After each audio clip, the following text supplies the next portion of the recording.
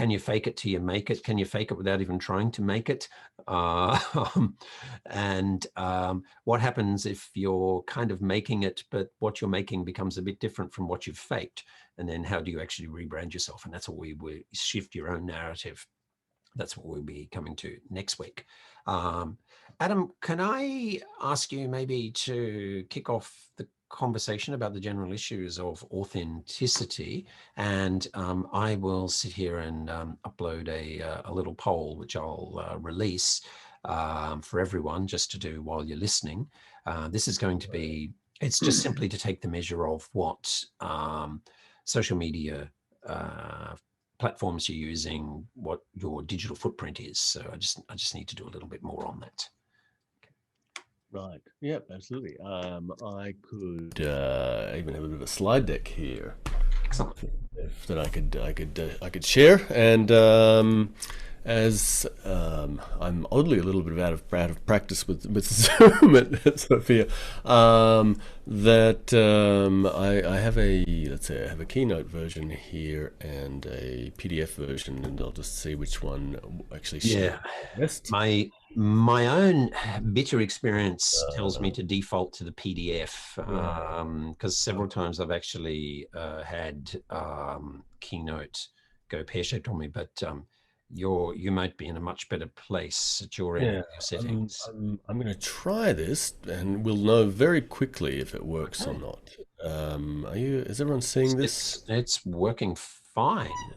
Excellent. So the implication being is you have to come around to my office and fiddle with my settings on my iMac, because I've had recurrent problems with this. And so at very least, let's just mutually screenshot our kind of settings.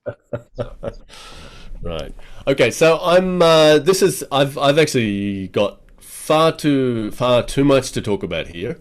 And it is, as Chris has mentioned, in previous weeks, and it is a session it is a topic that I've spent probably a little bit more than a long time on reading and researching and presenting about over the last, I'd rather not say how long, but in various different iterations about this issue of authenticity, and so today, we want to focus on the idea of communicating authenticity, but I want to go in a little bit deeper about communicating authenticity, or authentically communicating is also great, but there also has to be some substance to that as well. Otherwise, you're not the essence of the communication is not authentic, right? Now, I'm hoping that many of you, at least on the Waseda side, that you have had a chance to take a look at the lecture that Chris has done on demand. That's looked at the view rate isn't great so far, but I hope.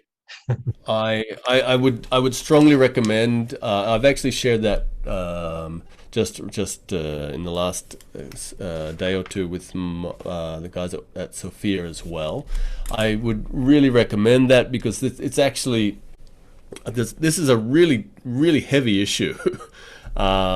It can be a really heavy issue, and Chris's on-demand session there, it really is, I would say, quite a whistle-stop tour, and I mean that in a very positive sense, that it takes you through a lot of the philosophical, kind of the historical and the philosophical aspects of authenticity, and takes you into the modern day, where there's a lot of chatter about authenticity, and everyone's wanting to be an authenticity expert and telling you how you can be authentic. And I actually got a lot out of listening to that, and so I would strongly recommend you all take a good look at it, because it is definitely well worth your time. All right, so what I wanted to share with you today, and I will ask Chris to please be not only contribute, but also be a little bit of a timekeeper to chuff me along. because I will talk till the cows come home. Okay. So what I just to touch on some of the issues that we looked at authenticity. Sorry, I'll go back here for a second. Now, this is a you can see there's a Gucci bag here. This is, I think, an edition before the current creative director Alessandro Michele came into his role there. But what you can see is here is that it's communicating something very clearly to you, and regardless of whether you know much about the design or about the leather or about the straps or about the the bamboo holder, the idea that it's very clearly saying to you, made in Italy. And you might want to think, well, why would, okay, so Gucci is an Italian brand, why would it need to tell me that it's made in Italy? And there's a little bit of obviously of context to that. Why would an Italian brand need to feel that it would need to communicate where it's from? And it might suggest to you perhaps that maybe they have dallied with, they have toyed with delocalizing certain parts of their supply chain in more recent times, and this is if anything a way to cement in people's minds that this product is in fact the original article. This is authentic. This is the real deal. Right? This is the genuine article that is made in Italy. Right? But of course, that made in Italy comes with a lot of information. All right, there are a lot of associations. Last week we were asking you, what do you think of when you think of Keio, Waseda, Sophia, Tokyo University? The idea of made in Italy also has a lot of associations bundled in together with it that people will expect in terms of product quality or in terms of particular types of products or even a certain sensibility, right? or style. Right? And so, but we see this this reference to place, reference to country of origin, place of origin being used a lot in claiming a certain sense of origin of the brand, and of the product or the brand's authenticity itself. Now, in another example of this in a completely different industry, we can see with Volvo. Right around the time they were actually acquired by the Chinese auto manufacturer Geely, had decided they can't in any manner say were made in Sweden, because not all of the cars are made in Sweden. They have operations all around the world.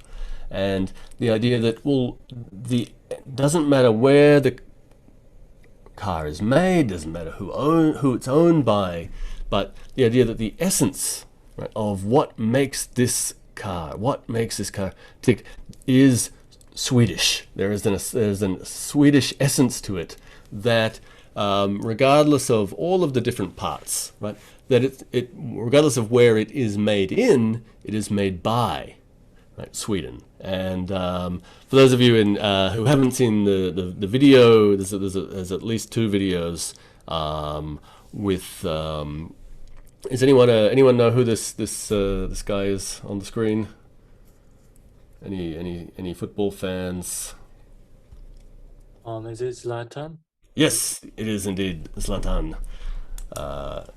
And so, who, as you'll know, is Swedish, but his parents were themselves immigrants to Sweden, and so there's this in one of the main commercials for this song. He's in this very deep voice talking about he's actually speaking the unofficial Swedish anthem or the national anthem, and saying, I love my heart is here, I will die here, as he contemplates shooting a deer or not. Very, very Swedish experience running through the tundra. So but again, this idea that this kind of certain qualities, right, can be attached and can be communicated simply by naming a place. All right, and so when we talk about authenticity, right, and authentic experiences, well, really, as we talked about last week, that when it comes just down if it comes just down to product quality, right, that we know that quite often it's not just about expected product quality or the experienced product performance, right? And the same way that prices are not necessarily the only factors, or cues, as to say that the customers actually use to evaluate the product or indeed their entire brand experience. So the idea that customers might actually judge how real, right, or how true a brand is to itself, to its values, to its founding, to its founding principles, or even to the promise that it's making to the customers, is something that let's say we could consider as this idea of authenticity, right, or of brand authenticity. But and I think, and Chris, you've showed a few examples in your lecture on demand as well, that everywhere you go, and this is particularly with food, all right, and I'd say cuisine, national cuisine, anything that aspires to be a national cuisine. Authentic, as you can see here, authentic Italian pizzas, authentic German sausage at the Braut House. All right, these are both from Brisbane taken in a very short time span. So it's become a very popular and often self-ascribed. Right, the idea that this is saying that we are authentic. It's like, well, who says who, and what makes it authentic? And so, as you can see here, maybe it's the hand-stretched nature of a pizza that makes it authentically Italian, right? Or what is it that makes a sausage authentically German? It's what is the criteria? And the question goes unanswered, in many cases. Sorry, and so, but and I think Chris, you covered this really well in your on-demand lecture, that perceptions of authenticity are really dependent. They really depend on individuals' perceptions, on the knowledge, on their experience, but on what's often called a cultural capital, or cultural consumer capital. How much they know and they can appreciate something depends on whether they'll be able to effectively judge that as authentic or not. And so you get, again, in Western countries, you might see the idea of teppanyaki, or this avocado, sushi, as being authentic Japanese food. But in Japan, that's not something that you would consider as being. Adam, I would just interrupt to say, it's like, whoever thought it was a good idea to make sushi look like aomushi, right? With the two eyeballs. Someone's been with the two eyeballs, indeed. The author of the famous, the green caterpillar died. Hungry caterpillar. If this was in honor of him, maybe. Just one observation about the German sausage. Otto von Bismarck, who unified Germany, very famously said, there's only two things that people should never see being made: laws and sausages. So the implication there is that truly authentic German sausage has a lot of shit in it that you don't want to see going into your sausage. Right. I probably shouldn't refer to the Australian vernacular for well, there's a number of names for sausages in Australia, I think. But yeah. Yes. Well, a former colleague, and who Adam knows very well, who did work in a meatworks, once remarked that the cheap sausages were effectively all ears, snouts, feet, and filler being grain. And if you mash it up and squeeze it into a fake sausage skin, nobody will know the difference. Look at the very PG version of whatever is to call them mystery bags. But that was good. Yeah. All right. And so, but again, getting back to this idea of cultural capital. So, and excuse the poor graphics in here, but people coming in to experience Japanese culture or Japanese cuisine as well, might think, sushi is very authentic, and what's this fried pork? This is not authentic at all, and you might find, I've had, again, let's say people from Thailand coming, again, depending on their level of cultural capital, of awareness, of knowledge of Japan, would, if I take them to Maisen, down in Omotesando, and they'll, I've had someone very explicitly say to me, I don't want to eat, this is Falang food, I don't want to eat this, I want authentic Japanese. All right.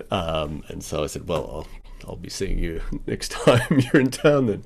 All right. So the idea that again, food evolves, and it comes from a range of different sources. All right. And so again, the idea that perhaps ramen or tempura could integrate sources from other national cuisines and still be seen somewhat as authentically Japanese is again a point to remember here. And also the idea that again it is really linked, can be food in particular, can be linked to a country and region, but it can actually be really contentious if that's elevated to a national dish. So it might be easy to say, well, yeah, maybe in Thailand it might be easy, but try to have telling for example, someone from the Ukraine that borscht is Russian, and Chris, you would know this from time in sabbatical. If telling someone from Lebanon that hummus is Israeli, you were likely to start well, people will say, you took our lands, you took our villages, and now you're taking our food, is the kind of the narrative there. And then of course, the Israelis respond by saying, hey, who built the temple 2,000 years ago?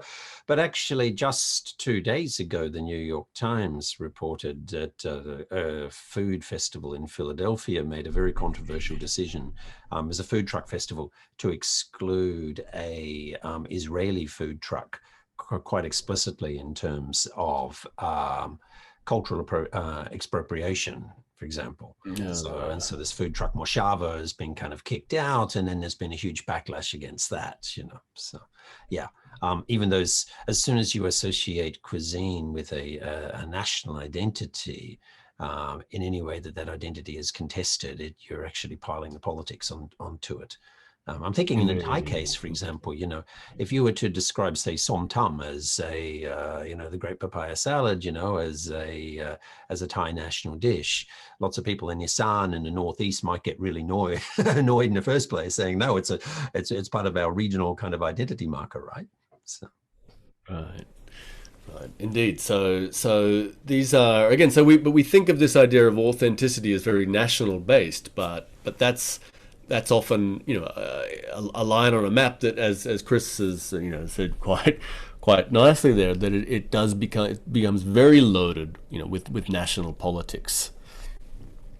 Right. And so moving on to something a little bit more local, so you often see again ascribing particular place names to products, to local products, right? And so I think in the case of Kyoto, right? And so we can see here that there's a number of items here that are, I would say, let's say are uniquely Kyoto. They carry the Kyoto brand or the Kyo prefix.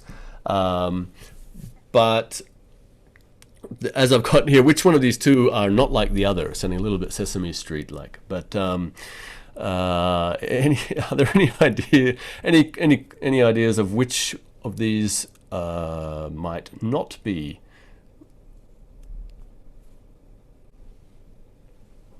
alike? You could probably cut this a lot of different ways. Feel free to shout out in the chat, by the way, as well, if you have any. Akari suggested coffee. Okay, so and Niku as well. So yes. Yeah. So the ones that would jump out here would probably be, so we have coffee and the goma, sesame seed, right? Because if you know anything about, or even just a little bit about supply chains for these products, that certainly there's not a lot of coffee grown in Japan, and there's very, very, very little sesame grown in Japan as well. About 99.9% of sesame is imported, right? And and coffee as well, of course, is practically all imported. And so the question here becomes, well, what does it need to do to get the Kyoto marker? Right? What process or stamp or certain thing needs to be done in order for this to have to be called Kyo coffee or Kyo irigoma, right? Which is quite curious. But I don't want to labor a point here, but curiously, I would actually say the flip side, that these two, in terms of the coffee and the sesame, are actually quite similar in some way to the ceramics and the kimono, in that the raw ingredients, none of them actually come from Kyoto. There is no clay in Kyoto, despite having this rich heritage for hundreds of years of ceramics, of kyoyaki, and for silk, as well. This is all from traditionally from regional areas, but mostly these days from overseas, significantly China and Brazil. That this is it, all of the raw ingredients are actually imported, processed in Kyoto. Lacquerware as well, of course. About 97% of all of the lacquer, in all of the lacquerware comes from China, right? So the raw ingredient there is actually not harvested in Japan anymore, right? So the idea of what makes it Kyoto, there's some process that takes place, in a specific location, according to certain criteria, that then transform this and allow it to have the marker, Kyo. Right. And so, ironically, it's actually the two in the top right-hand corner, the bamboo and the kyo yasai, the vegetables, are the only two things that are actually grown, that are actually, the raw ingredients actually come from Kyoto itself, from the prefecture, as well, mind you. So yet are growing all over the place, right? Right. So, the easiest things to transplant are the only two that actually are locally sourced, in theory, right? Right. Indeed. So I'll come back to this in a little bit about the idea of the place brand and what makes the place important. But this is again something to be thoughtful of, that this idea of having some kind of designated authority that allows a particular marker or a place brand to be ascribed or designated to a particular product, creates a certain sense of ascribed authenticity, right, to a product. And in this case, even Kyo coffee, actually the Kyoto prefecture has a list of Kyo products and certain brands of coffee that I think you can see the mark on this Ogawa coffee container here, that are actually designated Kyo coffee. Not anyone can put the Kyo on their coffee.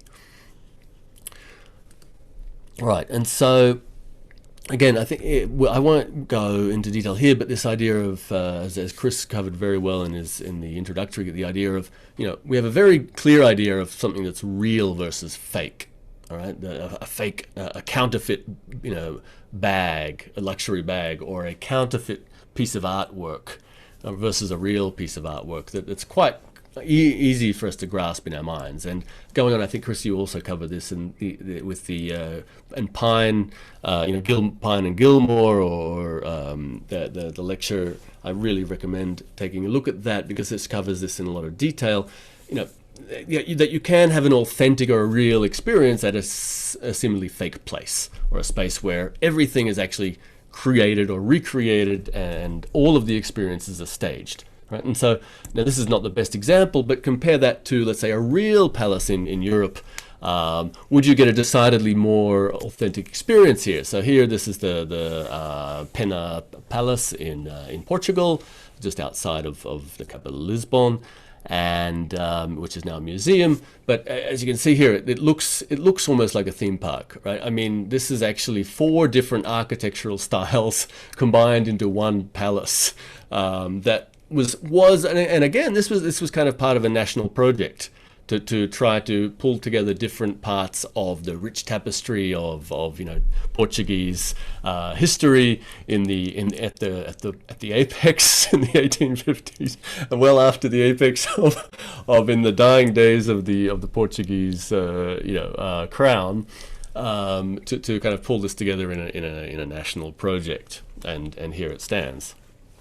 Right, so again, you might not necessarily get an authentic palace experience just by going back to this. So this idea of real places versus real experiences. Okay, and so what I like us to try and think about this in different ways that we can think of authenticity. And so there's a lot of research that's been done on this and trying to classify this into different types of ways. But I'm going to suggest today 3 different ways to think about it. And this is not a perfect way, but I'm going to at least propose it to you. The first one is to say that there's an idea of true to fact. Right? In other words, is it a consumer's perception of the extent to which information communicated about the entity, about the product, about the brand, corresponds with the actual reality or the actual state of affairs? In other words, is it true or is it BS? Right? Is it real? There's another idea of true to ideal. Right? So, in other words, does the consumer's perception of the extent to which the entity attributes correlate with a socially determined standard? Right? And so when you think about all of those authentic cuisines that we were talking about earlier, who sets that? Who decides this is authentic? Oh, it's so authentic. Oh, you got to try that place. It's so authentic. Says who? All right. But then there's this idea of true to self, right? And this is the consumer's perception of the extent to which an entity's behavior corresponds with its intrinsic motivation as opposed to its extrinsic motivation. And so very simply is like, one way to think of this for a company would be, are they doing it for money or are they doing it for love? Right? Could be a very, if we want to take this to the polar opposites. Are they doing it to make a quick buck, or are they doing it because they really care about making a difference in the world? All right. And so here, I think there are going to be parallels and between these, because if you're doing it to make a buck, you're probably more likely to be less concerned about true to fact, and more likely to lie to somebody in order to make a buck. And again, whether it's about yourself or about the ideal, I'll run you by a few examples, because I think, Adam, I might interrupt you just briefly, only to share something that I read 2 days ago from Jessica Irvine, who's a wonderful writer on the Sydney Morning Herald, and she's the economics and finance correspondent. She's also very open about having being a single mother, having got divorced. And her article on the weekend about things I wish I knew about money when I started my career. Her first line was advice to all women. And she said, a man is not a financial plan. Okay. And so I thought every young woman should get that tattooed on her. A man is not a financial plan. Okay. That you really need to unpack the attraction from the thought that this guy might be a good catch financially, because men blow up financially all of the time. Okay. So if, on the other hand, there is a true, authentic attraction to the person and the relationship works well, through thick and thin, till death us do part. Okay. If the man is the financial plan and it goes pear-shaped, then as a drunk businessman said to me on a flight from Sydney to Brisbane once, he said, I've been divorced 3 times because 3 times my business failed. Rule number 1 is the woman always leaves when the money's gone.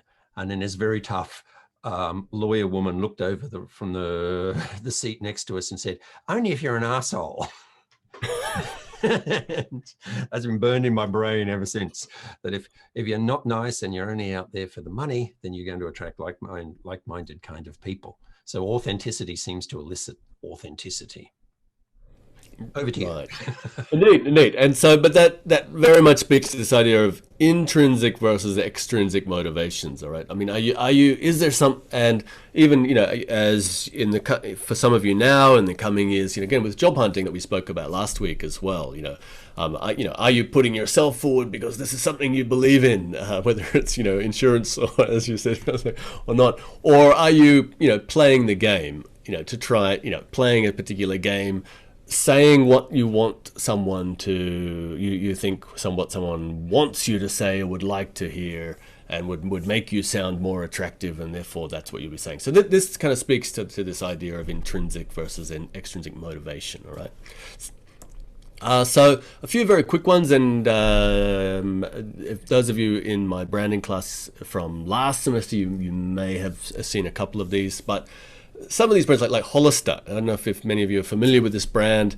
It has this ridiculously, at least it used to have this origin story that this guy Joe Hollister Sr.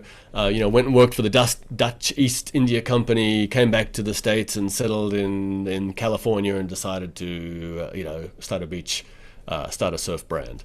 In 1922. In fact, it was created in 2000 by some executives in Abercrombie and Fitch, and very clearly, they, as a part of their, they're very honest. Well, we're not a real surf brand. We're not a core surf brand. We're not. We just, it's the surf vibe.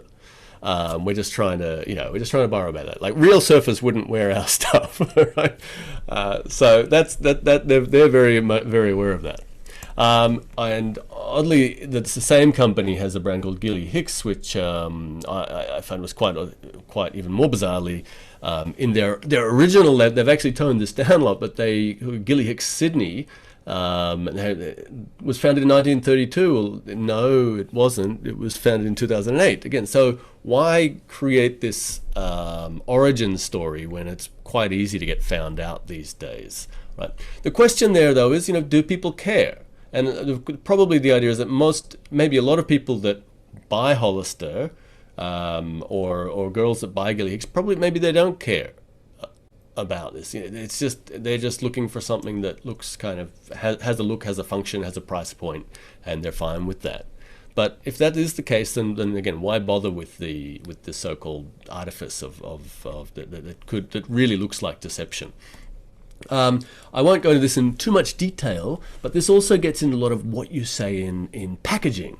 All right, and how honest you are with what you put on a package. And so I'll share this clip with you from the States, from Kellogg's Mini Wheats, that they had this fantastic ad with this rather large kid, putting his hand up and, miss, yeah, you were just talking about this in class, and to show that that he is more attentive than the rest of them. And so, as you can see in this little clip down the bottom here, these mini wheats clinically shown to prove kids' attentiveness by nearly 20%. Right? But if you look at the fine print, it's like, well, actually, it's only 18%, and actually, that's compared to kids that had nothing at all for breakfast. All right, so this is 18% better than your kids starving. So you could have fed them the cardboard box, and they might actually be better off than if you'd fed them the mini wheats. All right, so more so they'd certainly be more attentive at something, I'm sure.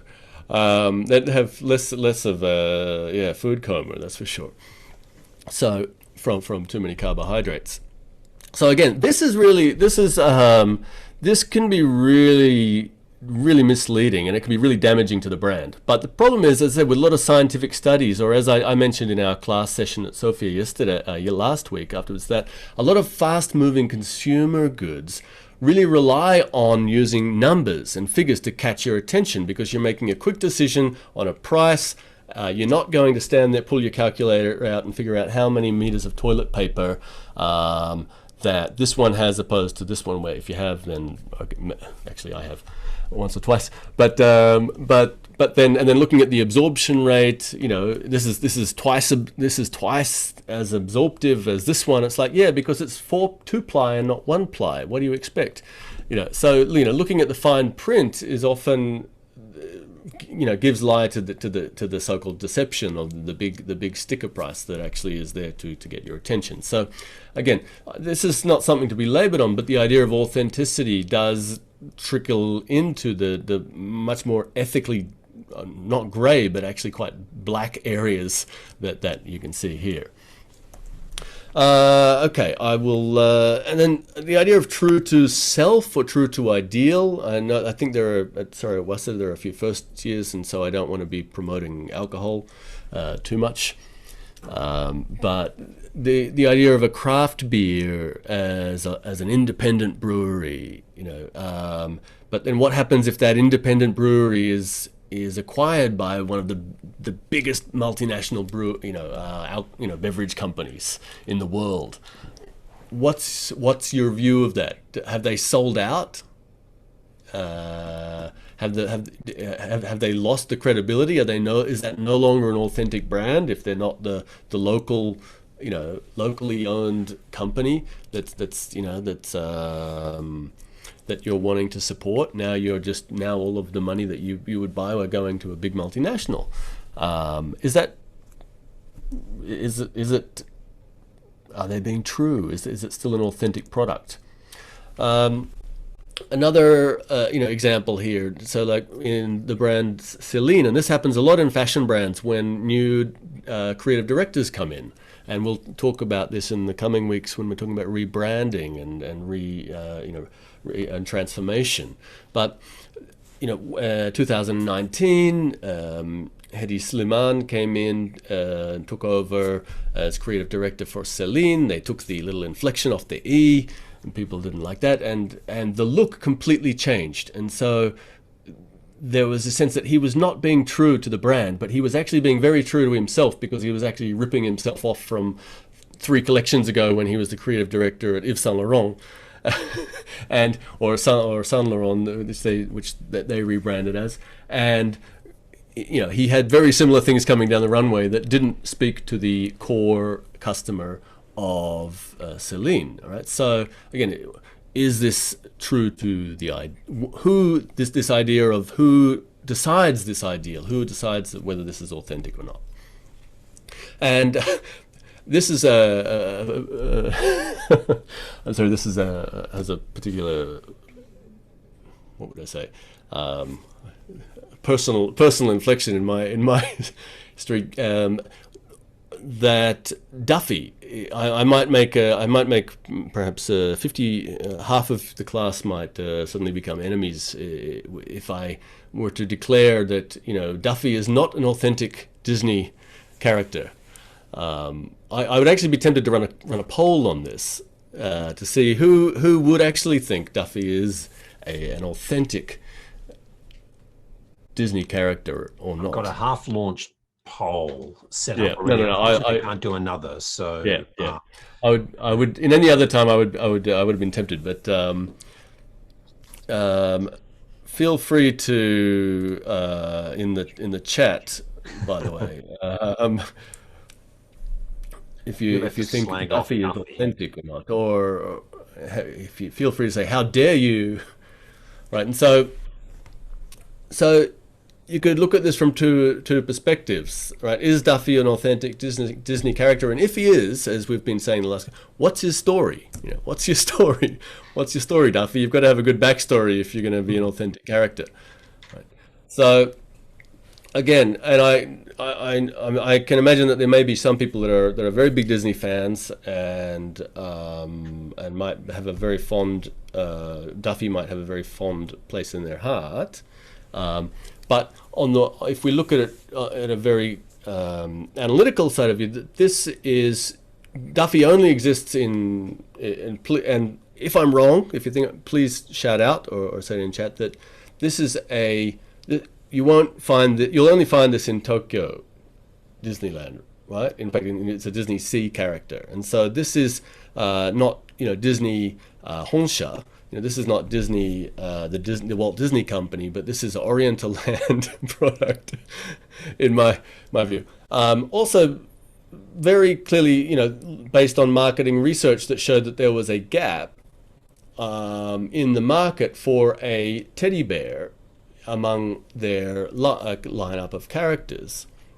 And so they would be able to fit this in and provide him with a nice backstory that he went on a sailing ship and that's hence why he's linked to Disney Sea, not Disneyland. All right. Well, thank you, Tomoyo. So they do have Disney stuff in some other parks like Hawaii. Great. It could be very much a backwash as well. It is indeed. Yes, that's right. So this is actually something that you see in a lot of global or international businesses, where there is a local innovation and that actually is brought back, all right, to the original country, right? It's kind of or to other countries as well. All right, simply because it's been so popular, right? And so I was a staunch anti Duffy person for a long time. But given my principles on authenticity, but I had to rethink that, because ultimately, if you look at Disney, as a whole, and Disney as a brand, and of course Disney is a company, and they have every right to create new characters, and their narrative has to evolve, their story has to change. They have to, as Chris was saying last week, they have to update their story, and this is a perfectly part of the evolution of their story, right? And so this is, yes, thank you guys. So this is in some ways it might not be one of the original characters, but if you want to stick with the original, right, if you want to have a very very finite definition of what is authentic, then you're going to be stuck with characters from 1950s, right? And you're not going to be able to move out of that, right? And that has actually a lot of implications for a lot of different other businesses in terms of how they can actually change, how they can grow, how they can evolve and still remain authentic. Right, still remain authentic to their brand, right?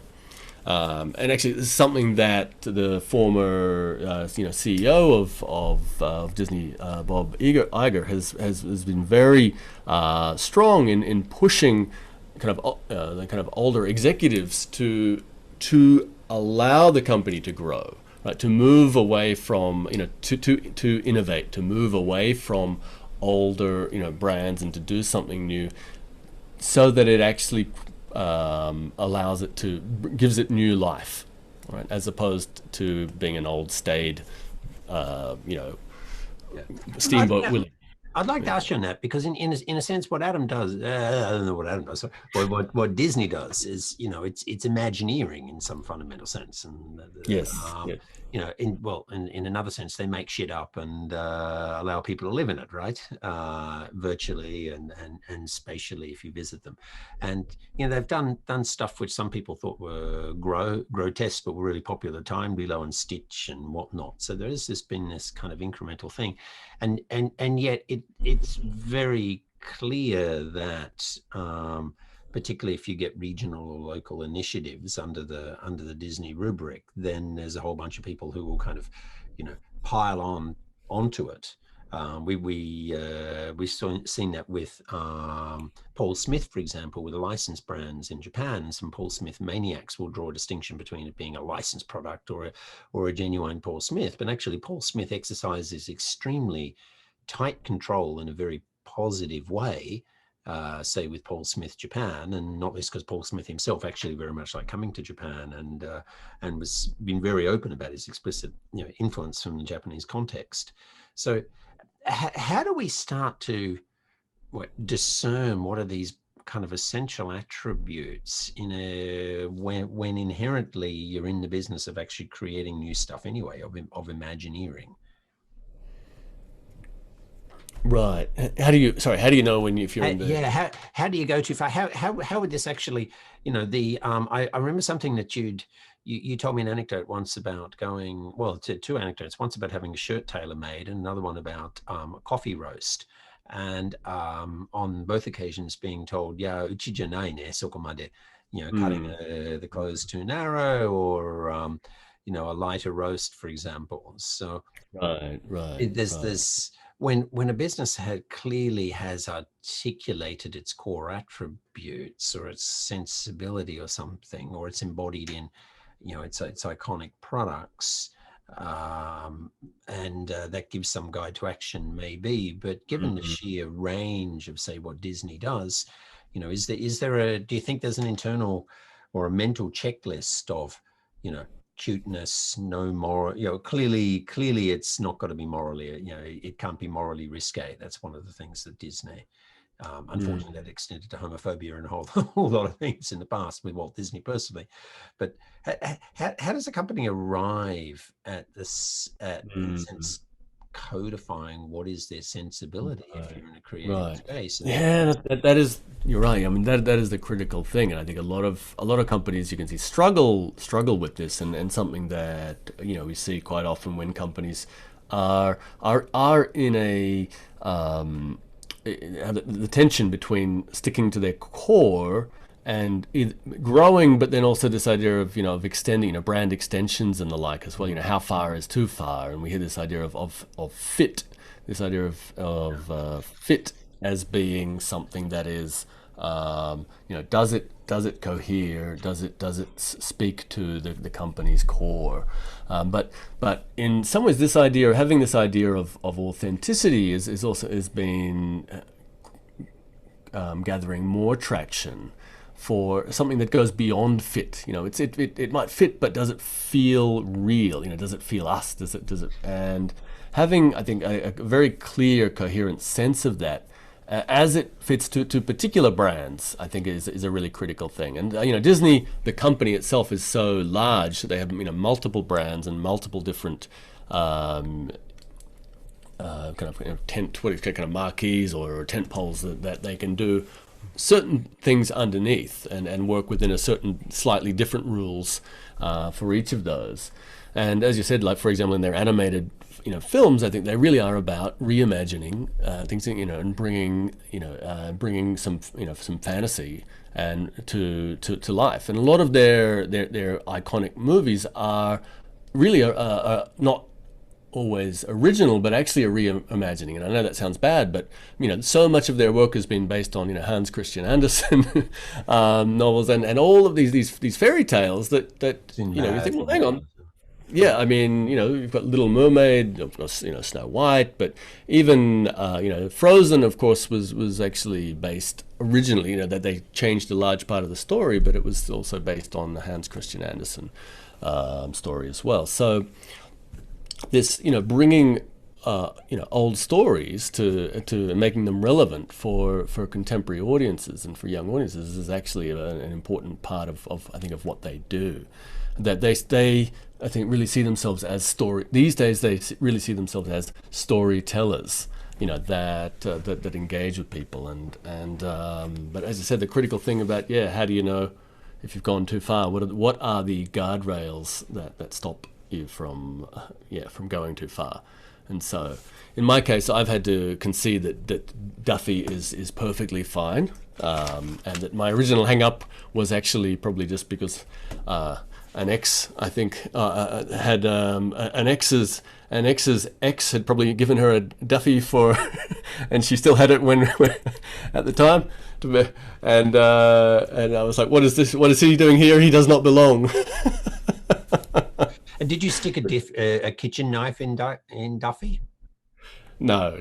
Duffy just silently went away. Did you kicked it off the veranda or something? Nice. So anyway, but that is a really critical point, right? And so this, as I said, I want to skip ahead, and on that note, I want to skip ahead quite quickly to talk a little bit about creative or cultural and traditional craft as well. And so this is sorry, I've got a bunch of other examples here, but and so the idea of, again, redesigning or reimagining an authentic or even a really traditional cultural product into a contemporary space in a contemporary market and contemporary homes. And so here, for example, the idea of taking this wagasa, this traditional Japanese umbrella. There's very little demand for these, as you can imagine, and so the the fifth generation head of the house at the time, a guy called who I know well, Kotaro Nishibori, thinking of closing the house, and he said, well, let's do something with it, and he an observation, he noticed that, okay, what are the core elements? What makes this unique as a process, but as a product? And it's got a bamboo construction, and you can see you can hold it up and the light filters through, right, it opens and closes, and he had this idea, well, like this is a perfect light, right? And so he kind of went about years of trial and error, but ended up coming up with hiring designers to help him come up with this first product, the kotori, which was a major success, major success for the company. They managed to keep them afloat and significantly increase their revenue, and actually then was able to cross-subsidize their traditional wagasa operations that otherwise would have no longer been sustainable. Right? And so again, this idea of finding the key elements of what makes it unique and translating that into a new product. Right, and so this has, again, been done for a variety of different other products as well. And so, again, excuse some of the really bad graphics if you're getting that here. Again, the urushi, or the lacquerware that I spoke of, looking at, well, Western markets might not be able to tell the difference. This cultural capital, perhaps, looks like plastic. So let's strip it back. The woodwork is incredible. Let's strip it back and let's show the wood, and that's very much on trend as well at the time. Or kyoyaki. Okay, let's turn look at some experimental techniques for glazing and focus on a completely different market for interior and turn these into wall tiles, for example. Or this cutting of stencils for an old, atozome, or kind of, this is kyo or yuzen, all right, katazome. Very little demand for hand-cut stencils that you're then going to use to dye kimono now, right? So again, this is actually an ongoing struggle with this. How can you turn this into how can you create value out of this kind of process? And in fact, very much this has been focused on more towards the artistic side. In fact, what he does is very much closer to art than it is any kind of these days any kind of technical process, even though it is very technical. All right, so you get these doll making into kind of reconceptualized as a samurai bag, resembling the armor, or is a scroll maker or a screen artist, creating these screens, or again, Nishijin Ori, Hoso, the company that some of you may, if you've known about Nishijin textile, you may have heard of. Looking for collaborations with watch companies like Citizen or hotels to make the backings for bedboards and the like. So there's this very luxury. Again, there's not many obi that are being sold, and so how can you bring this into new audiences and create a new environments and bring this to new audiences. All right. So this also, in my mind, also does relate to the idea of creating an authentic space. And I think at Waseda, you've probably already looked at a bit of communicative spaces, this idea of how a space, how a spatiality, and what that is. But what is the idea of how can you communicate that in either a retail setting or in a short-term shop? And so one company, of course, that does this really well. This is just a bit of an aside for space. It is Aesop, for example, and this image that you're seeing here is actually taken from the James Street store in Brisbane, where Chris and I are both from, and again, very much using fiberglass. And they said, fiberglass is quintessential to the Australian or to the Queensland experience. You've got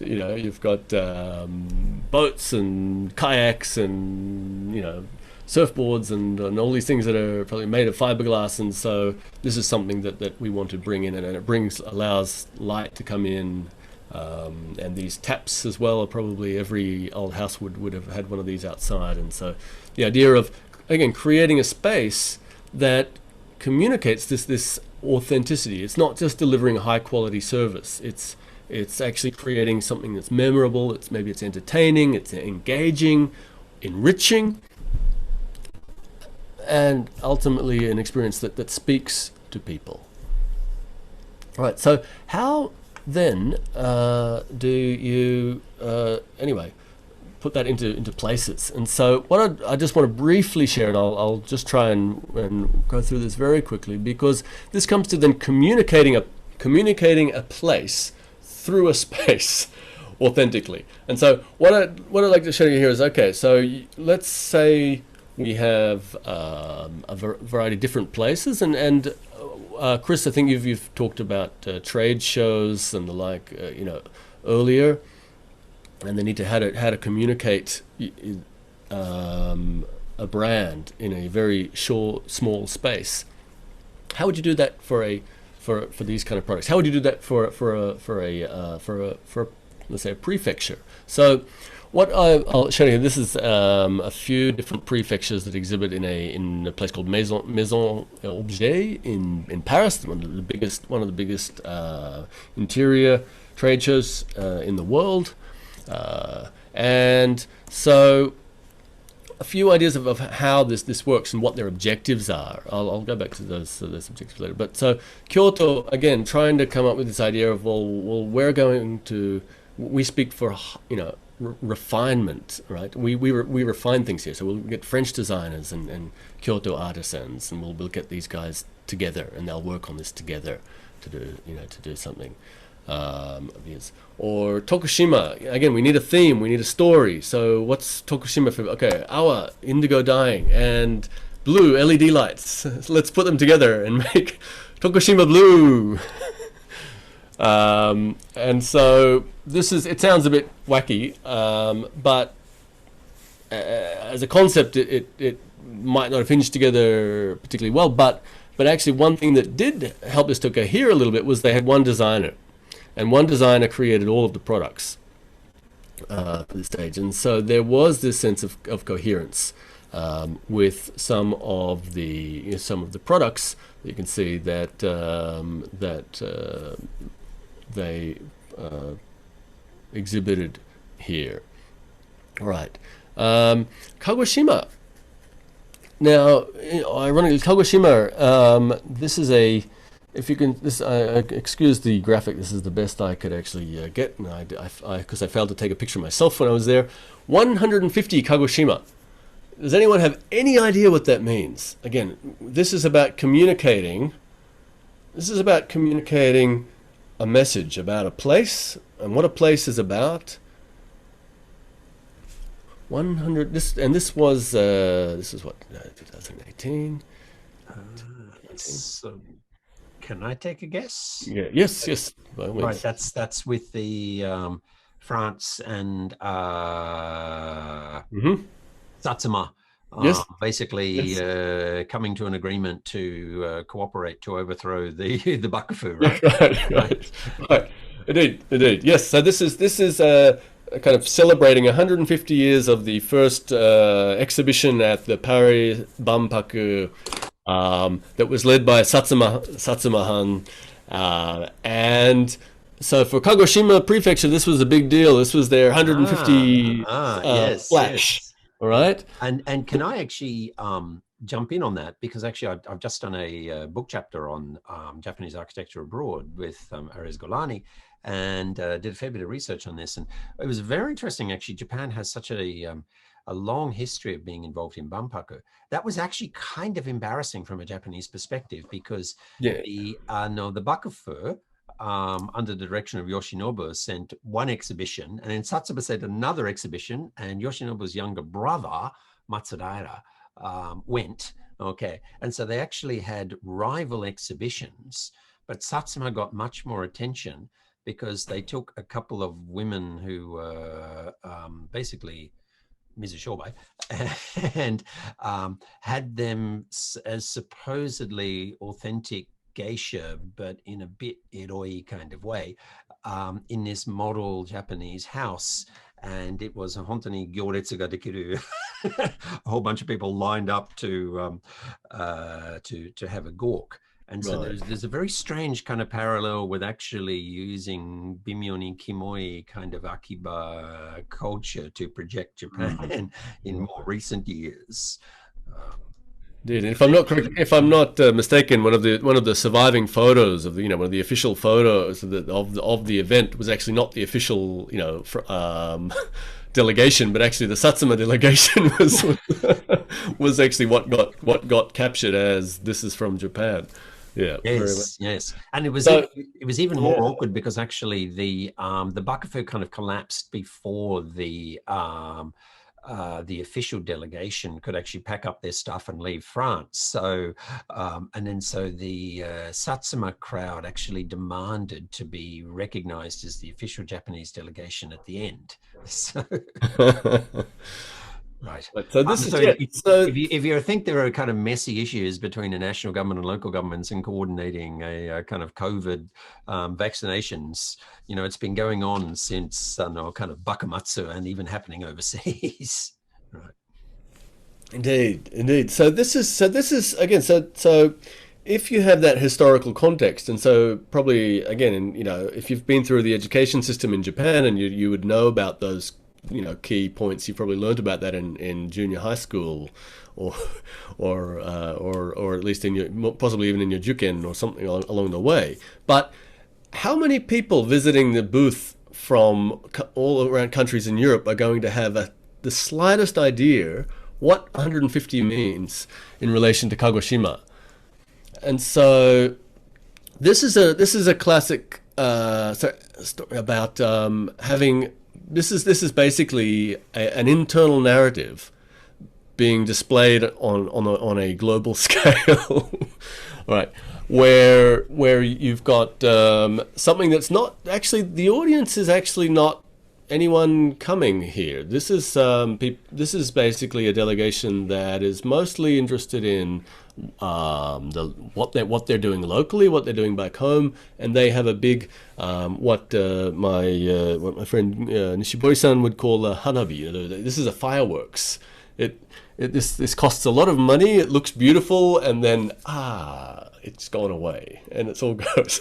As there is no sustained effort to create a dialogue, right? To go back the next year and to try to create a relationship with people that might have come and been interested in some of the wares that they saw, or this idea of what is Kagoshima? What were these interesting textiles or these wooden or ceramic things that were being shown?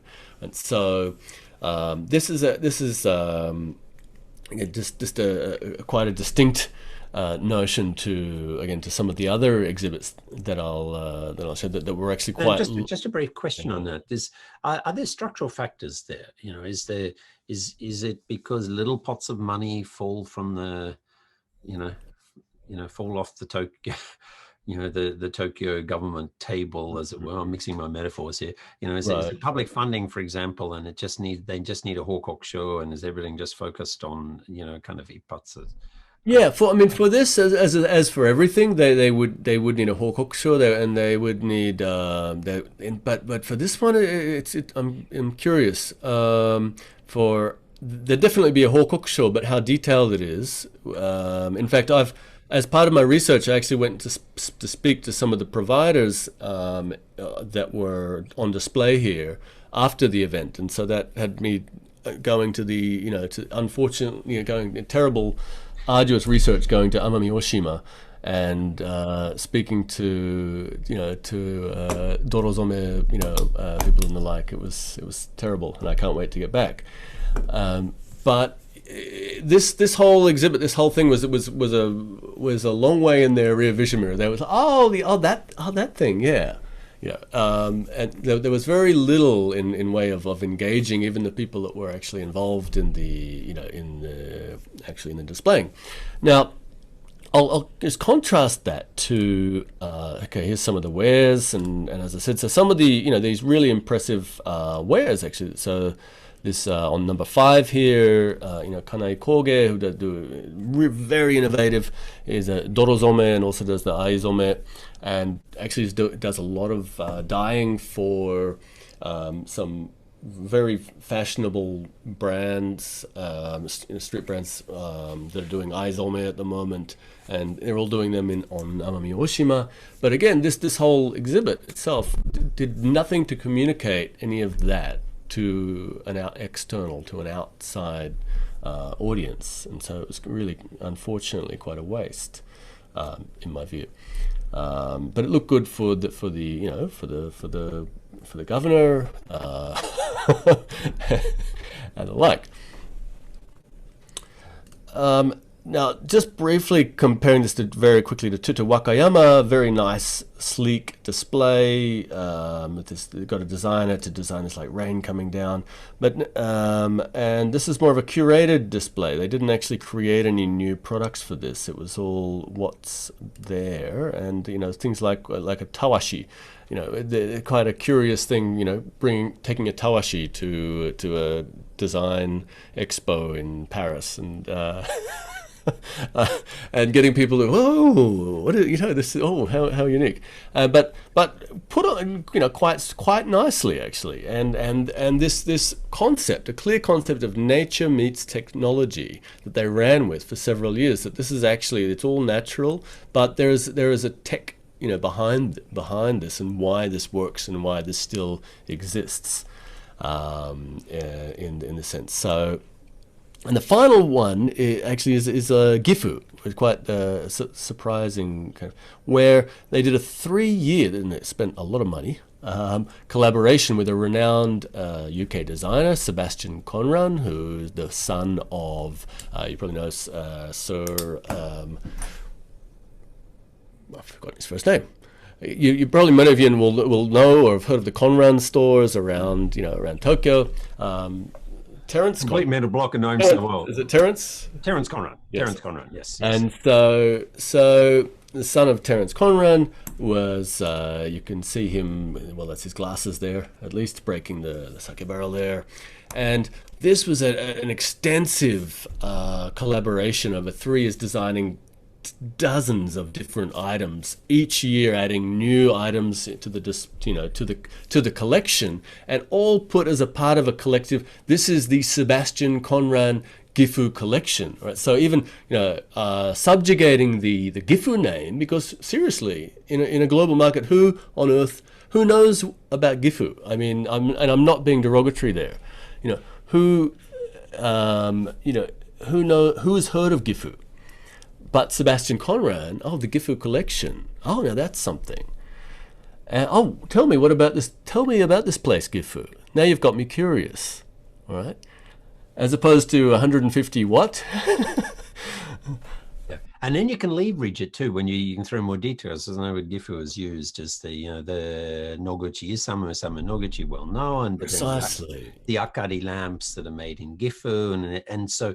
You only need 2 data points, but then you can draw a rhetorical thread between the 2 of them, right? To say, okay, Gifu is the, as I just put in the chat here, a sense of anonymous design or found design and artisanship and whatnot, but also have been very much open to collaboration with designers, and it's in the DNA, the recent DNA of the designers. So it's a natural fit, isn't it? whereas I guess some other regional identities may be less so. And I'm curious on that.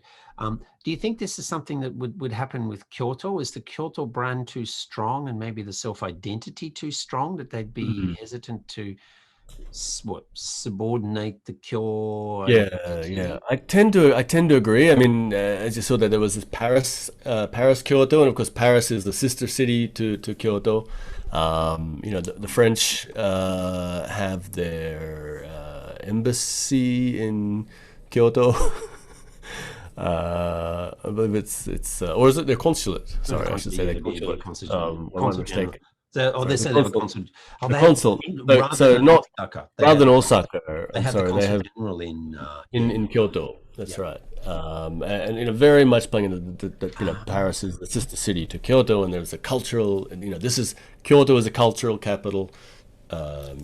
Paris is a cultural capital, and so this idea that they're equals of a sense there.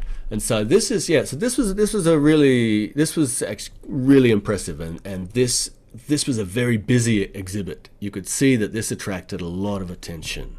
Uh, and if you looked at the reporting that they were very open about on their website, you could see how many providers were there, how many visitors they got, how many offers they got, and I could sense that the people in charge were probably had the bosses probably had a pineapple ready to threaten them should they not be able to very clearly show in their very explicit Hokoku show how all of this money was being spent. But if you look at the press that they got, I mean, really, really nice, really nicely done products. But look, this is a quote from Monocle, actually, at the time, where you can see, Sebastian Conran's collaboration with 10 different companies in the Japanese prefecture of Gifu was the highlight of the fair. So this is The entire of the entire fair of which is quite an accolade for for a renowned magazine to be saying. So this was a really impressive endeavor. And again, here it comes to, you don't necessarily need to put yourself or your name first in order to get noticed. And in fact, quite often subjugating that, allowing someone to come in that you respect, that has a good sense of a design and a good work, let's say a good work ethos, but also has recognition, has name, has brand value themselves, can actually be far better than trying to go and do something yourself.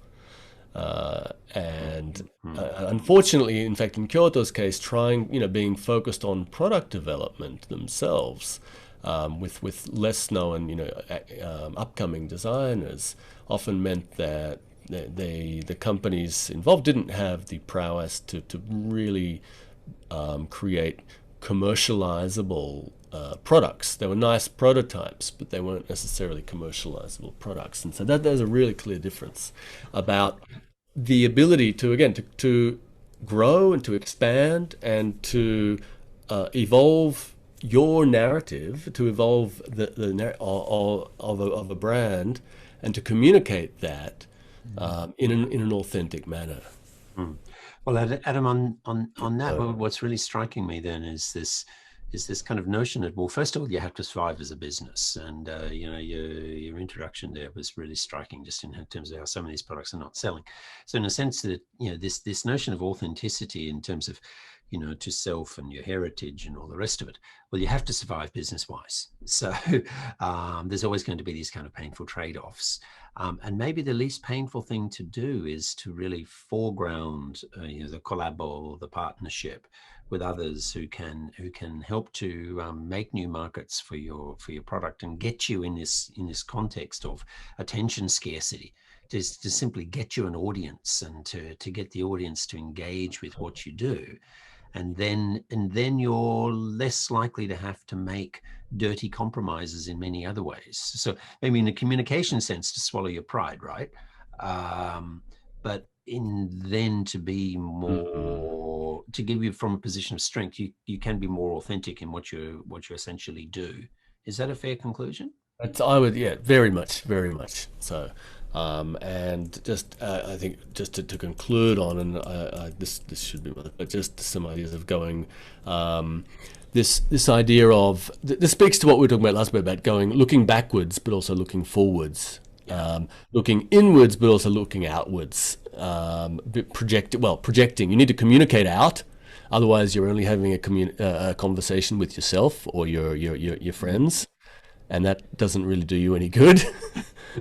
Might feel good, um, but but the idea that again, that having a good understanding of where you've come from and distilling that unique ethos and those capabilities, but knowing that in order to go forward, you need to survive, you need to engage in some kind of innovation, and if you can't do it, you need to engage people that can do that. That could be innovation on the product front, but it could be innovation on the communication front as well. And so I think they're really critical lessons. I think that hopefully, that we can learn from that, and again apply that to to the project that we'll be working on for the campus as well. That again, this idea of looking back, looking forward, Absolutely. having a conversation but communicating out. Yeah, and some of you may have noticed, but if you're walking onto the campus, and just where we've got the campus shop here at Waseda, there's a very big sign which points to the Waseda Museum, and quite explicitly it says in English but not in Japanese actually. I will post an image, something on the website I think, which quite explicitly says kind of history for the future. So explicitly go and have a look in the museum to figure out how Waseda can go into the future. So in a funny kind of way, this has worked into Waseda's story, which also means that if you thought that was the solution for your to use that for your presentation, sorry, that's the start line, right? Not the finishing line. Okay, so you've got to work with that. And now I'm looking at time. I've flagged for our guys roughly 3:15 from down in the classroom. We might kick that off a little bit later because this is so really enriching. I think we won't do the breakout session today because we've got the quiz. Those of you, most of you have done it. We've still got 10 of you who haven't done it, okay, on your digital footprint. And this is really interesting data. One of the, just scrolling through here and linking it to the kind of things that Adam was just saying here, LinkedIn, okay? 60% of you don't have a LinkedIn account. Let me just be really clear. Professional headhunters, they only looked at LinkedIn these days. You've got the regular kind of recruitment of shinsotsu in the Japanese case, but I know very well the Japan head of manpower in a rather drunken state on a Saturday night insisted on talking to me in my local kebab shop in Yotsuya, and she was telling me that headhunting these days is just simply a who can get first to the most promising candidate on LinkedIn. And her point was very clear cut that this is Manpower is the world's largest headhunting recruitment company, HR company. She said a really fundamental point. The reason why everybody uses LinkedIn these days is because it's socially certified. Your former colleagues can see what you say about yourself. And when you say something about yourself publicly, it better be more believable because it better be honest, because you will get found out, okay? Whereas, and Manpower and other major groups have kind of shown this, that if you write your own CV and you submit it directly to a company, people are more likely to think that they can exaggerate. So the very public nature of what you do brings scrutiny, but therefore also boosts your perceived authenticity in a fundamental way. And so that's why one of the questions I said here about privacy settings, okay? One of the most powerful findings has been with research on social media is that if you don't have open social media settings, if you don't put yourself out there, you're a completely unknown commodity. People have no basis of coming to judgments about you, okay? So in an information void, people are more likely to suspect you, okay? So putting yourself out there publicly, as long as you don't put yourself out there in a really public, embarrassing kind of way, and in an authentic way, is going to be important. Okay. So a lot of people are only sharing with friends on platforms such as Facebook. So 72%. Okay. Can you be contacted by somebody who hears about you but are not friends with you on social media? Yeah, there is messaging on those social functions there. What that means is you want to keep an eye on that. Okay. Hardly anyone has an email address that you can be contacted on. That's inherently problematic. If there are opportunities, you meet someone, but they don't know how to, then they think, hey, no, that young Sophia student we met, or Waseda student, would make a great intern. But I don't know how to contact the person. Okay. So you have to be findable. And so much, I think, of what has been a problem, if we look at traditional or artisanal craft industries in Japan, is that there are actually lots of foreign designers who would love to work with them, but they can't find them. These kind of market making roles, this is at least presents an opportunity. I'm struck with Tokushima, for example, Indigo. You know, there's scarcely an Italian fashion brand that hasn't been experimenting with indigo over dyeing, for example, in the last 10 years. So people would love to go to the home of indigo, right? Japan, but they just simply don't know where to start. Okay. So in a similar kind of vein, you have to be findable. Okay. What we've got, 79% of you have never blogged. Okay. Strikingly. Websites, interestingly, lots of you have had a website, but not now. Okay. People have moved away from websites to social media platforms because it's easier. But there's an inherent problem with this, in that you are vulnerable, first of all, to that platform. Oh yeah, there was no option for no website. My apologies, there was an option for no website. Okay, damn, right. Okay, so actually probably most of them have not had a website. Okay, so it's probably just a not now. But there is a broader point anyway, that even if you have had one, and a lot of people have gone over to social media because the interface is seemingly easier, but you're losing, in a sense, control of your own look. And given the ability with websites it's so rich just to be able to use existing templates, you can create a very impressive presence, which you then link to. And any website you've got with your defaults, you post to it. You can then just repost to, obviously, to social media anyway. Okay. And then you can create a digital portfolio as well. And Instagram, right. That's a powerful reminder about the visuality of Instagram is part of it here.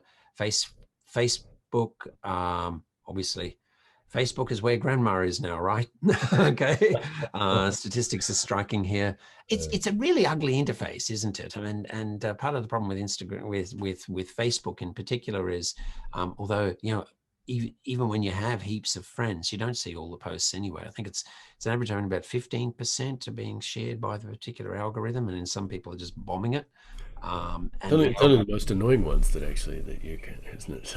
Yeah, and the algorithm seems to favor the most frequent posters, which is even worse. Okay, which is an interesting phenomena. Okay, but also, the hint that if we had done this even 5 years ago, then the Facebook share would have been substantially higher. So one of the implications here is that if you're actually building your profile very much tied to a certain platform, and then stupid me, I forgot to put TikTok. In my first draft, I had TikTok, and I was copy pasting and left TikTok out. That would be another really interesting kind of angle as well. It'll be very interesting to see how much life TikTok continues to have. I mean, the problem with TikTok, of course, is that you have to be much more invested in the effort of making content, which is actually one reason why it's been so attractive in the first place. But also, TikTok exhaustion is more on the creator side than on the audience side. So, Adam, just to round up the conversation here, and then I think we'll take a few questions and comments in relation to your content. What's your sense of authenticity issues as they arise when people putting themselves out there as individuals, particularly digitally? Right. Yeah, it's I mean, it's very nice that you've actually put this poll here as we've been talking about this topic of authenticity. because you might think they're two seemingly unrelated issues, but they're actually quite quite critical, I'd say.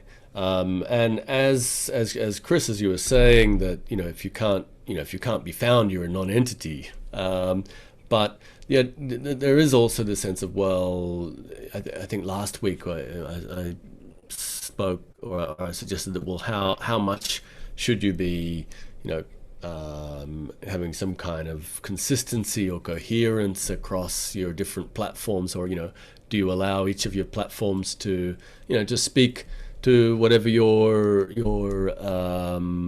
objectives are in participating in that platform, and that in itself, that you have an authentic true to self kind of notion of what you are trying to get out of, what part of yourself you are putting forward in each of those platforms. I certainly I mean, LinkedIn can be an interesting place, as well, because it sometimes it does feel like a lot of people kind of job clamoring, sense of people kind of putting their CVs out on public display, but there's actually quite a liberating thing about that as well, in that, and Chris, as you said, it becomes difficult to actually lie or to over embellish things that you put on there. I think some people might buff them up a little bit. but But it seems the culture yeah, around the LinkedIn allows you, and on the one hand requires you to be very honest about your roles, because your colleagues can see it and they can certify it. But it also allows the aspirational component, because in your personal statement, you say you're looking for personal growth. You say literally, I'm looking for growth opportunities. For example, in data analysis, and employers, potential business partners, and whatever, and they're really looking for people who are growth oriented. Yes, there's an element of we want to plug someone in to immediately fill maybe a skills gap, but particularly when they're hiring younger people, it's very much about having someone with I think the right propensity, orientation, outlook, motivation, and aligned goals more than anything else, isn't it? And I guess to draw a parallel with what you say, when you bring a collaboration between a designer and a very storied traditional set of artisans, it's really a question about, does this, are our goals aligned? Can we kind of grow together, or at some point are we going to be tearing at each other, or just simply saying goodbye because it's it's the business, it's the design equivalent of a hookup, right? Right, very much so, and actually, well, and quite often, and I mean, just to get back to that a little bit, the why the Gifu thing was quite rare was that quite often these government initiatives are essentially 1 year hookups, because they're done on a calendar basis, and the calendar resets, and right, next year what are we going to do? Right, we're going to put this out to public tender again, and there's all these kind of, all right, so the manager or the director of the project last year, we have to open it up again, and who's going to get it this year, we don't know. And so very little incentive for any stakeholders there to actually invest in making something last long term. And that's something that I've been, looking in kind of ongoing research, that actually finding ways to get governments to commit to a longer term thing is actually not a bad thing. And not just governments, but anyone. But so I think that does also speak to that issue of being future oriented. And as you said really nicely there, showing that you're looking to grow, but communicating that in a way that's not too trite and not too cliched. You come across sometimes I come across a lot of people, sometimes people that I know, that says, I'm a can-do, I have a can-do attitude, or I've read this quite recently. I thought, Yeah, catalyzing change Analyzing. since 2020, Right, you know, right.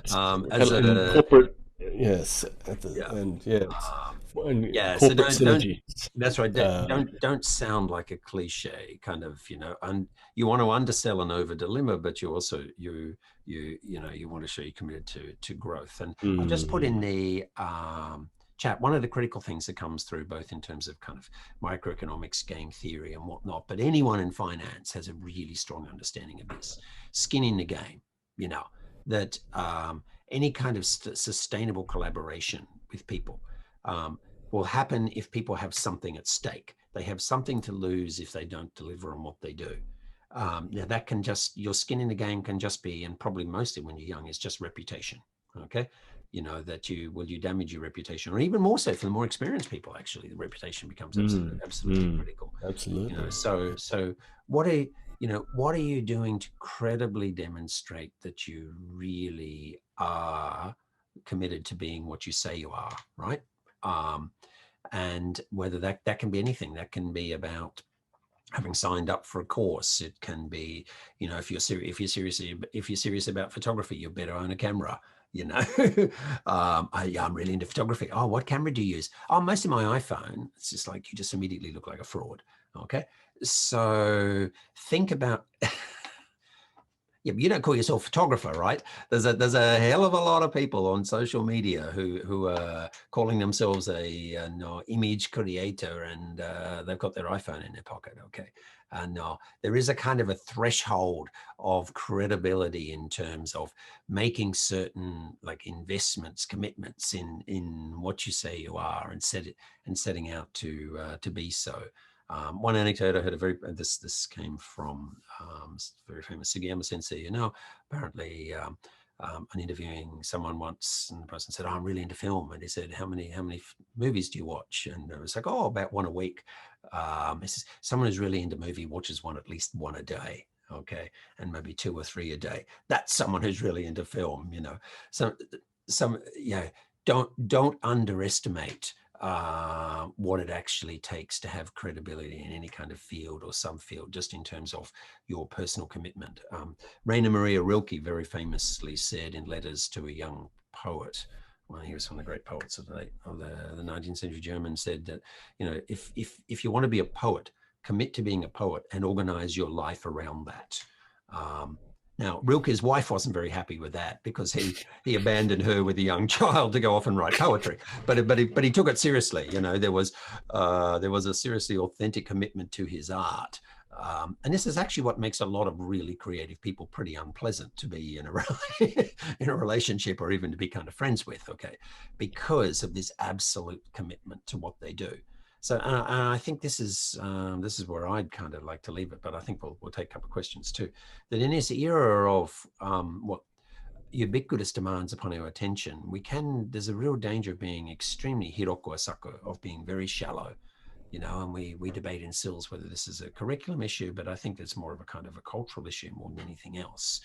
That it's good to be both to have extensive interests, but also to when you do make very clear claims about what you are, that you can demonstrate that you are making quite intensive commitments to at least become what you profess to want to be, even if you are not so now. Okay, so that's kind of my conclusion on it. Any thoughts, Adam? Mm. Yeah, well, very much so. I would definitely second that. And I think being well, yeah. I mean, I quite liked, in your introductory, well, in your video on demand session, you talked about you can't think for too long going round and round, and it's about am I being real, am I being authentic, am I being true? You do in a sense just have to get out there and do it sometimes. You do, you, In a uh, very Nietzschean sense, it's like get a story and then make it true, right? yeah. Yeah. That's right. That's right. You can't. There is. I mean, there.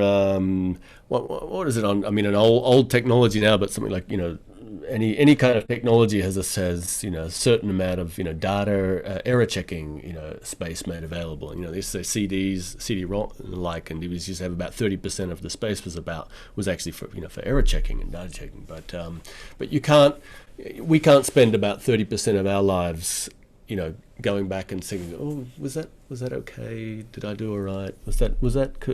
Should I have said that a bit? How could I be more me? Was I enough for them? Well, maybe maybe people do, but Donald Trump I think he didn't spend 3%, right? But yeah, so Donald Trump was a truly authentic, an authentic asshole. Authentic, yeah. And precisely, and so that is actually a really good point. That it's that authentic. Even though we say that in this modern era, all of these books that Chris introduced you to in the video are saying that authenticity is the cornerstone of marketing and in the modern society and like that. Just because it's authentic, it doesn't necessarily mean it's good. Yeah. And so that authenticity can be a critical point of differentiation for a brand. It can be a critical thing to remember when you are trying to communicate to a client, to a potential audience, to a potential job when you're job hunting, to a potential partner or a current partner, but yeah, at the same time, you don't, just because you're being authentic, it doesn't mean you are guaranteed to be doing good. Well, or doing yourself a favor. Doing a favor. From the point of view of the interviewer in a job selection process, you do like people to be authentically dumb, so you can reject them. Right. Okay. Or someone authentically, the sooner someone is authentically obnoxious, the better. So you can get rid of them and concentrate your efforts on nice people. Okay. So it's the duplicitous ones who take a while, who manage to pass themselves off as smarter or more talented than they are. This is one of the classic, elementary problems of adverse selection that we try and deal with. And that's why I mentioned in that online presentation there, this very interesting book by a philosopher at Connecticut College who kind of argues that actually most people should get over this notion of trying to be really true to themselves, because most people could actually be better versions of themselves. And so until you actually become something pretty good, don't obsess too much about being absolutely true to yourself. But we can go too far with that as well too, and so it is a matter of knowing on the one hand what you are more inclined to genuinely have a passion for and be able to sustain a commitment to and grow into, while at the same time never kind of giving up on that growth in the first place. So a kind of a growth oriented authenticity, but also a very strong sense of where you're coming from. Okay, well, let's leave it there. But I'm going to head down to the classroom. So if people would like to ask any questions about it for Adam, so your time frame, Adam, is when? Yeah, I actually, guys, at Sophia, we'll be starting at 3:30, so we'll have a few minutes, just a bit of a break, given that we've gone over a little bit here, and just to get Right. Good. Well, let's mirror that at your end. Actually, I might tweak it and do this more regularly, particularly this week, because I noticed, and one reason I'm relaxed about this with the classroom time downstairs is that there was a striking shortage of questions during the drop-in session before we kicked off with the Sophia folks. But I attribute that in no small part to the fact that there is now this 2-page project steps guide for everyone on the Waseda side. That's at the top of the course page on Moodle. That'll give you much more precise guidance as to what you should be narrowly focused on there.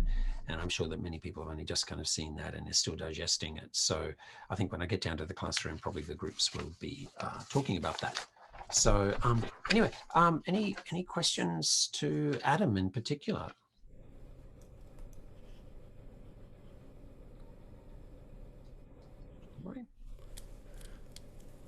people will be saying he has said all I want, he has said all he wants to say and all I want to hear.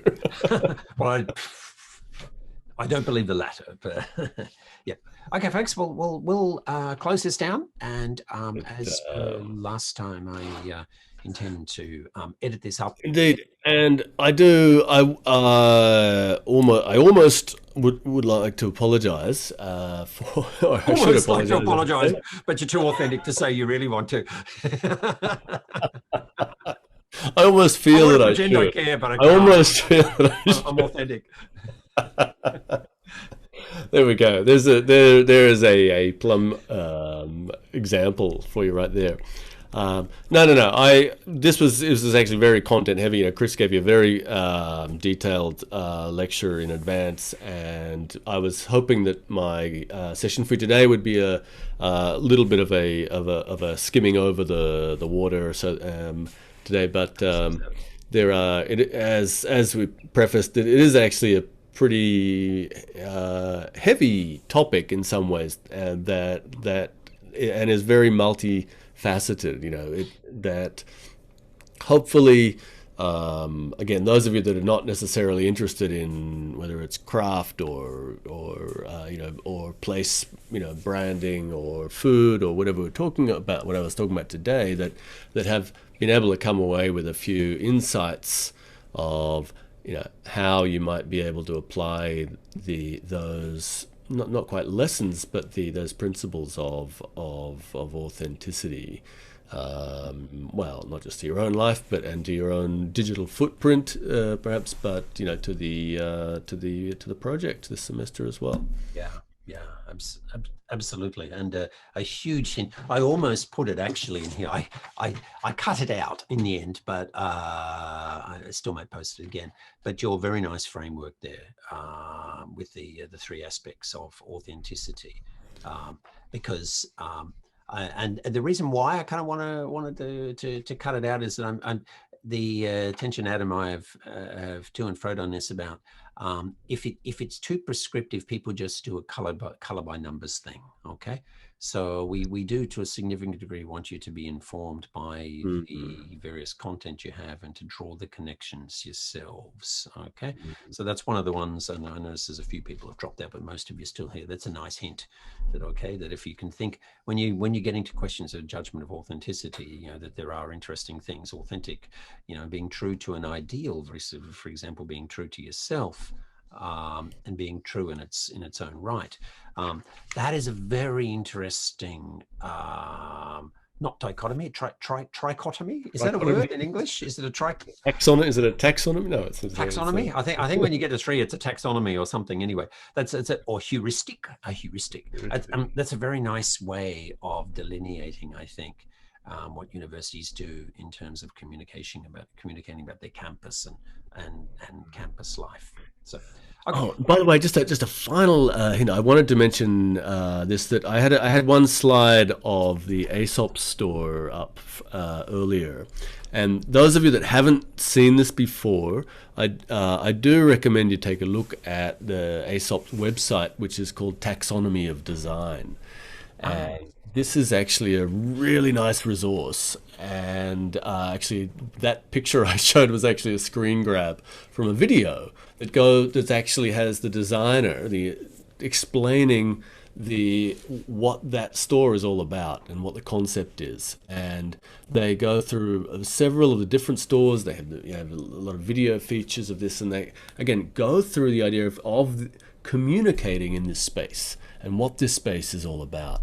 And how to authentically render a space, but make it work to its outside environments, to its vernacular, I think as they would call it in architecture, but also to make it work as a retail space as well, and cohere to a particular concept that the designer has, and so. Taxonomy of Design, it's a really nice resource, and I think for any class on designing communication, it's going to I'm embarrassed. I didn't know about it. I'll look myself. And particularly because actually on the another video that I've put up, which was primarily for the introduction to business on the branding week, and some of you are taking both classes, but I've also put it on Moodle for this week here, where I just kind of talk through my little collection of little artifacts of, you know, design that of graphic design that I have here in my office. All the things that I can't bring myself to chuck out, you know, Moscot glasses, boxes, and stuff like that. And I did a video on that, and I reference Aesop there, so that's a very good angle. Good. Okay, I'll kill this. Oh, thank you very much, Adam. Let me. Okay, so C.com still matter. Okay. Taxonomy of design.com. Okay, whoever grabbed that one was yeah, indeed. And remember, everybody, those of you haven't ever looked at this, $15 US, you can own the .com to something. My extended family is still not quite over the fact that I own Picaria.com, the family name. So that if anyone wants their first name as an email address at, say, you know, Matthew@Picaria.com, they got to come to me. Okay. I own a digital real estate. Okay. So if you can find your name as a .com, buy it now. Okay. Right. Okay, guys, we'll kill this off, and great to see you, Adam, and goodness sake, get some sleep and some rest. Okay.